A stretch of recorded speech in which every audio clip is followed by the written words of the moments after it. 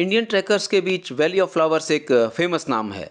हिमालय में बहुत सी अनएक्सप्लोर्ड जगह हैं जहां मॉनसून में फूलों की भरमार होती है। ऐसी ही एक जगह है उत्तराखंड में जोशीमठ के पास चेनाब वैली। लोकल्स के अलावा बहुत कम लोग यहां तक जा पाए हैं। बस इसी ट्रैक रूट की कहानी और जानकारी आपके सामने लेकर आया हूं। मैं भी ट्राई करूँ क्योंकि मैंने ट्राई नहीं किया। हम लोग 28 अगस्त की रात को दिल्ली से चले और हरिद्वार पहुंचते पहुंचते ये खबर कंफर्म हो गई कि ऋषिकेश से देवप्रयाग के बीच सड़क कई जगह लैंडस्लाइडिंग की भेंट चढ़ गई है। और फिर तय हुआ कि कोटद्वार से पौड़ी होते हुए गढ़वाल श्रीनगर पहुंचा जाए। ट्रैकिंग, ट्रैवल और इनके बीच जो भी मिलता है उन कहानियों को मैं यहाँ साझा करता हूँ। प्लीज़ चैनल सब्सक्राइब करें और अगर कंटेंट पसंद आए तो शेयर भी ज़रूर करें।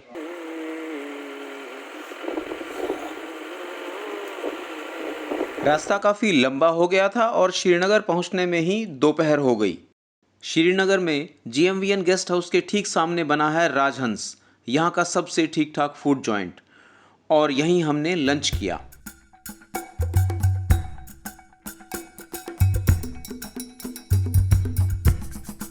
लैंडस्लाइडिंग से बेहाल सड़कों की वजह से यात्रा काफ़ी लंबी हो गई थी और सारी कसरतों के बाद भी 29 की शाम तक हम लोग चमोली और हेलंग के बीच भीमतला तक ही पहुंच पाए और फिर यहीं एक होटल में रुकने का फैसला किया गया।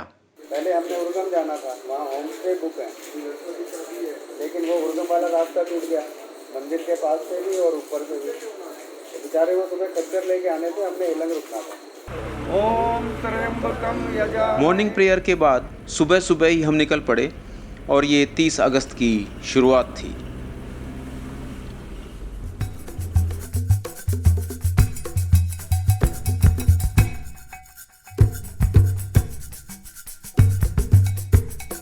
जल्दी ही पागल नाला पर पहली लैंडस्लाइड ने हमारा स्वागत किया। एक तरफ रात भर की बारिश के बाद सुबह की फ्रेश धूप और दूसरी तरफ BRO की एक्टिव टीम।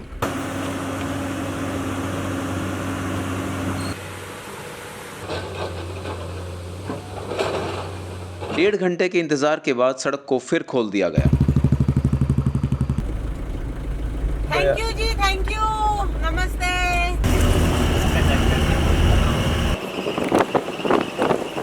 कारवां कुछ आगे बढ़ा ही था कि लांगसी में फिर लैंडस्लाइड ने रास्ता रोक लिया और यहाँ ग्रामीणों और प्रशासन की नोकझोंक में ये समझ में आ गया कि रास्ता जल्दी नहीं खुलने वाला।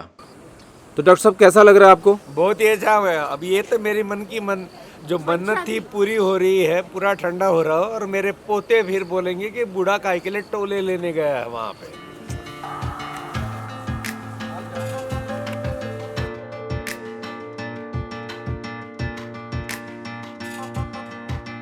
तो यहीं अपने टेम्पो ट्रैवलर को पीछे छोड़ पैदल चलना शुरू किया।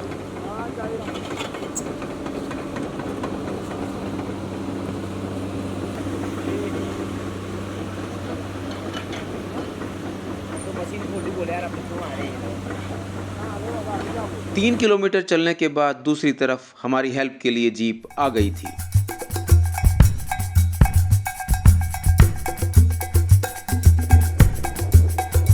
स्टेप की सपोर्ट टीम के सहयोग से 2-3 छोटी बड़ी बाधाओं को पार करते हुए देवग्राम पहुंचने में दोपहर हो गई।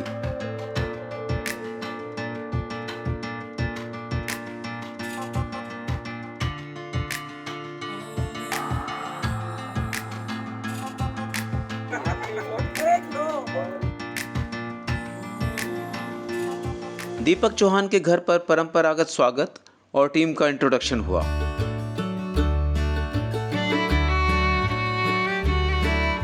मैं काफ़ी बार यहाँ आया हूँ और सुंदर उर्गम घाटी के काफ़ी रास्तों से मेरी जान पहचान हो गई है।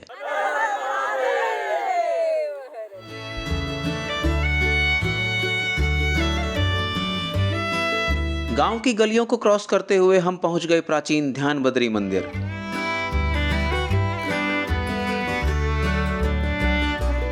आज श्री कृष्ण जन्माष्टमी है और यहाँ इसे पूरे उत्साह से मनाया जा रहा है।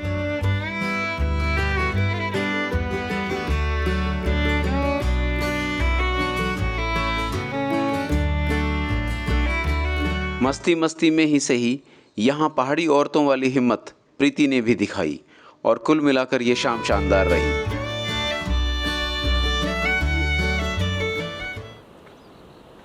अब थोड़ी जानकारी हरिओम होमस्टे की, जहां हम एक दिन के लिए रुके थे। आप जब भी देवग्राम आते हैं आप हरिओम होमस्टे में रुक सकते हैं। नंबर मैं आपके सामने डिस्प्ले कर रहा हूँ। यहाँ आपको बहुत अच्छा खाना मिलेगा और ये बहुत ही बढ़िया लोग हैं। अगले दिन की शुरुआत खिली हुई धूप से हुई और सोमनाथ जी ने पहले दिन की ट्रैकिंग की ब्रीफिंग दी। आपको इसको भरकी गांव है, काफ़ी फैला हुआ है। वहाँ पर आपका गांव वाले शायद थोड़ा सा स्वागत करेंगे और उसके बाद फिर हम अपना किला नारायण की तरफ जाएंगे। डिस्टेंस अप्रॉक्सीमेटली 5.5-6 किलोमीटर होगा मैक्सिमम, और भरकी तक ग्रेजुअल क्लाइंब है और उसके बाद फिर चढ़ाई है। 18 आपको मिला के सर। नमस्ते जी, आज हमारा डे 1 है।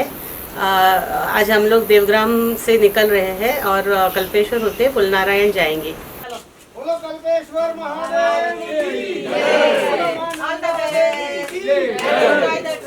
आपको तो बोलने की जरूरत नहीं, आप एंजॉय करेंगी। All the best.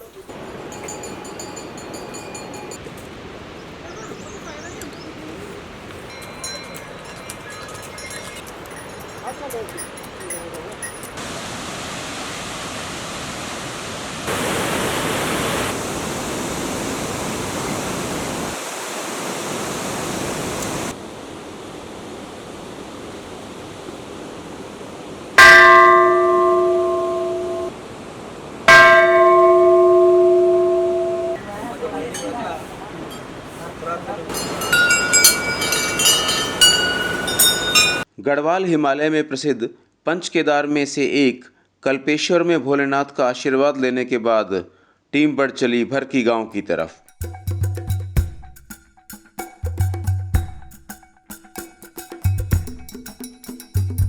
बारिश में पगडंडी का काफी हिस्सा टूट चुका था।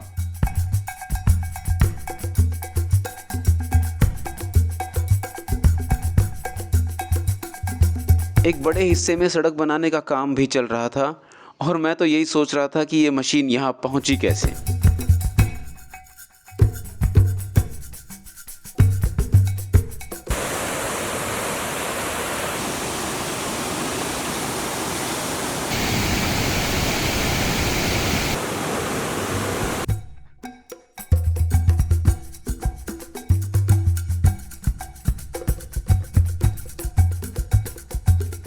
कोरोना की शुरुआत से जस्ट पहले धर्मशिला ट्रैक के दौरान भी यहाँ आने का मौका मिला था और एक बार फिर मैं भरकी गांव के स्कूल में पहुंच गया हूँ। हंसते मुस्कुराते जिंदादिल चेहरों ने हमारा स्वागत किया। कुछ को तो मैं अब पहचानने लगा हूँ।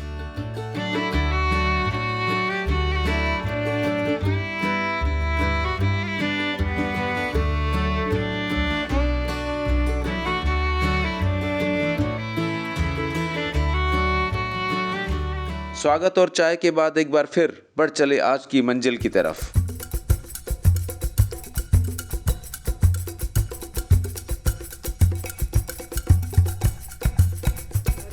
तो ऊपर जंगल से लेके आ रहे हैं लकड़ी। शुरू में ऊपर नीचे होते हुए नाले के बाद सीधी खड़ी चढ़ाई है।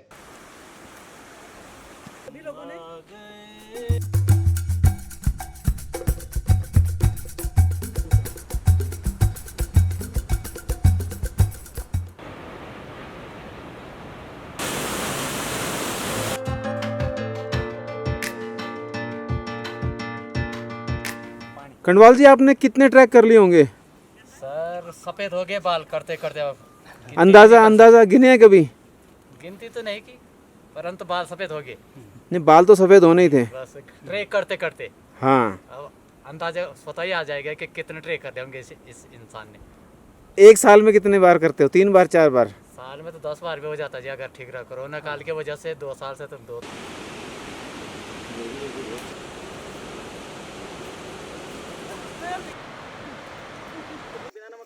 और हमारे भंडारी जी, ये खीरे का बाप है। ये खीरे के बाप को खा रहे हैं, ये देखिए जरा।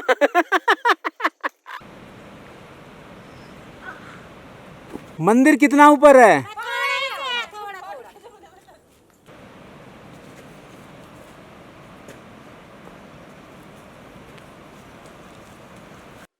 सबसे लेट पहुंचने वालों में मैं ही हूँ और काफ़ी समय लगा मुझे यहाँ तक पहुँचने में और रास्ते में मैं थोड़ा रुक भी गया था।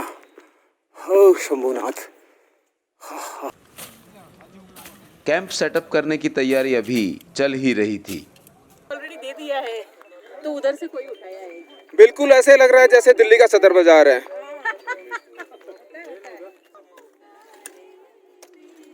आपको नमस्कार। का ट्विस्ट ये है कि सोल जो है थोड़ा सा आउट हो गया है। अभी क्या करना है मालूम नहीं है। जितने भी को ट्रैकर्स हैं उनसे रिक्वेस्ट करेंगे। थोड़ा बहुत फेवी बॉन्ड मेरे पास भी है और चिपकाने के बाद कितना चलेगा ये भी मालूम नहीं है। अभी चलेगा। क्या होने वाला है देखते देखो हैं क्या होता आपके है। नसीब से आज धूप है, बहुत अच्छा चलेगा। Thank you.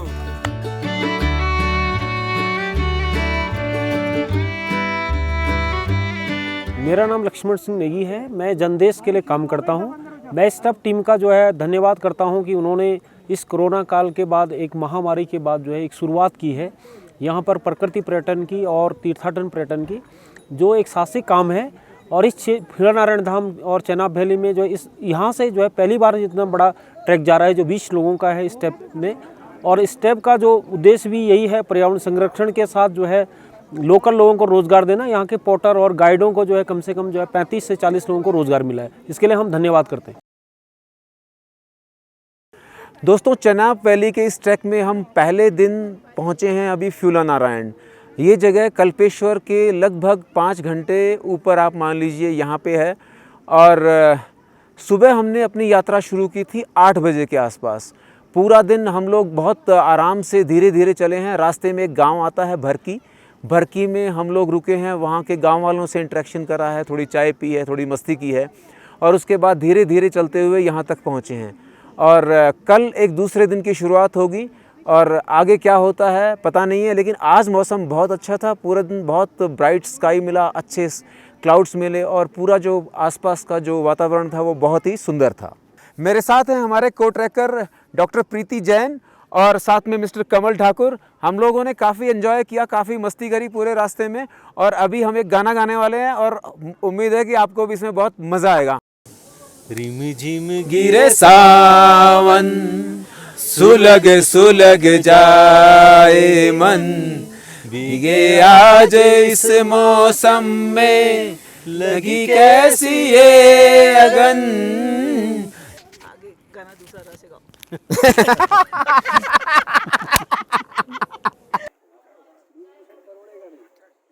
गीतों और लोकगीतों के बीच ढलती शाम का नज़ारा बरसों याद रहेगा।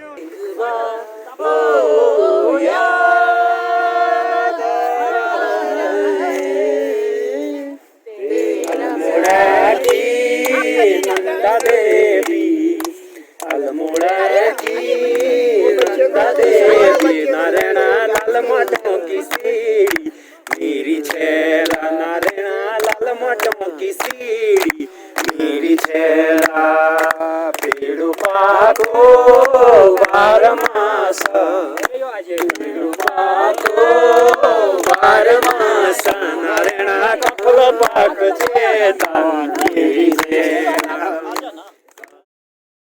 पूरी रात भर की बारिश के बाद ये है अगली सुबह का नज़ारा। कोशिश होगी कि अगले 2 घंटे में यहाँ से निकला जाए। बारिश क्या खेल रचती है अभी कुछ पता नहीं है।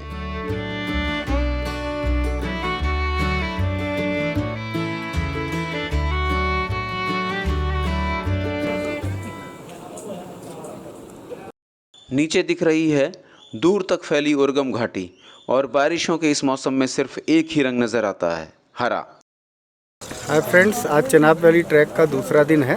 आज हम लोग फ्यूला नारायण से बोरथाई खरक जाएंगे। पहले स्टीप क्लाइंब है बनाई टॉप तक, उसके बाद ये थोड़ा सा ग्रेजुअल और डाउन में होगा। कठिन चढ़ाई है, 6-7 घंटे इसमें ट्रैकर्स को लग सकते हैं और आज इस ट्रैक का ये सबसे डिफ़िकल्ट पार्ट होने वाला है। बोलो शंकर भगवान की जय, बोलो मानंदा देवी की जय।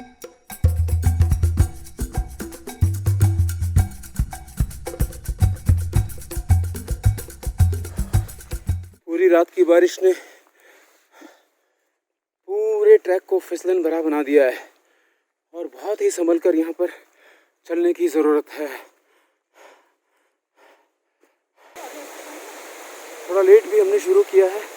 7 बजे का एस्टिमेटेड टाइम था कि हम चलेंगे, लेकिन बारिश की वजह से चलने में लगभग 1 घंटा लेट हो गए और हम लोग यहाँ से 8 बजे के आसपास ही निकल पाए हैं।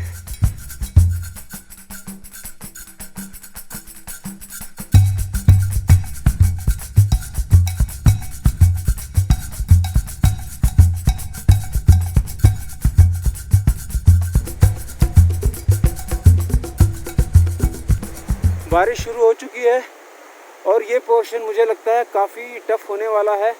बिल्कुल खड़ी चढ़ाई है, ढेर सारे पेड़ पौधों ने और वेजिटेशन ने निश्चित तौर पे इसको थोड़ा सा मुश्किल तो बना ही दिया है। ऊपर देखिए आप, कुछ लोग पहुंच गए हैं काफ़ी ऊपर तक, हम लोग अभी भी नीचे हैं। नाले को क्रॉस करना है और आगे चलना है।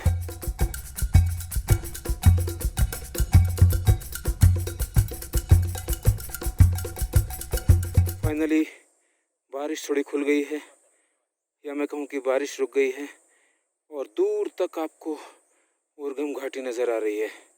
साथ में ये देखिए फूलों का नज़ारा, कितने सारे तरह तरह के फूल यहाँ पे ऑलरेडी हमें दिखाई देना शुरू हो गए हैं। घने जंगल को क्रॉस करके अब ऊपर बुग्याल में पहुंच चुके हैं। ट्री लाइन खत्म हो चुकी है।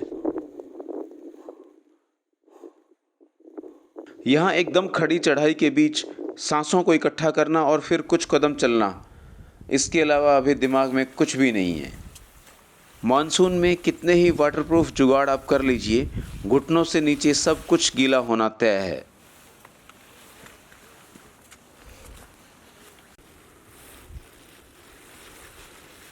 आप लोगों ने कितने बजे चलना शुरू करा था?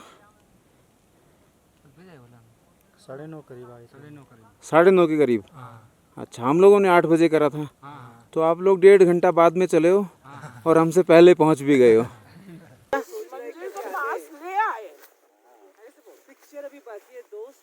भारी बैग ने कमल की मुसीबतें बढ़ा दी थी।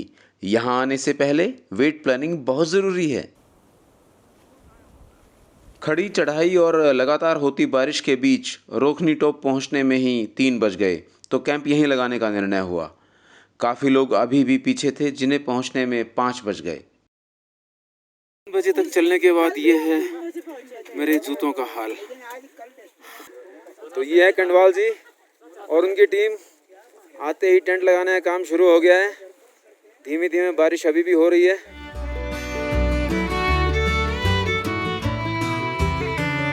मुश्किल दिन के बाद किचन टेंट ही सबसे अच्छी जगह लगती है। और क्या कहा डॉक्टर साहब ने, ज़रा सुनिए। कैसा रहा आज का दिन आपका? मेरा दिन आधा जो शुरुआत का था वो बहुत अच्छा रहा। उसके बाद अब बस उसके अपोजिट में जो कहते हैं वो लगा दो आप सुपरलेशन। अब जोश के बारे में बताइए। अभी वापस मैं जा सकता हूँ। अच्छा कोई अगर मेरे साथ आना चाहे तो मैं जा सकता हूँ। बारिश ने क्या गुल खिलाए, कौन फिसला कौन गिरा। ट्रैक के अगले 4 दिन की कहानी पार्ट 2 में जारी रहेगी।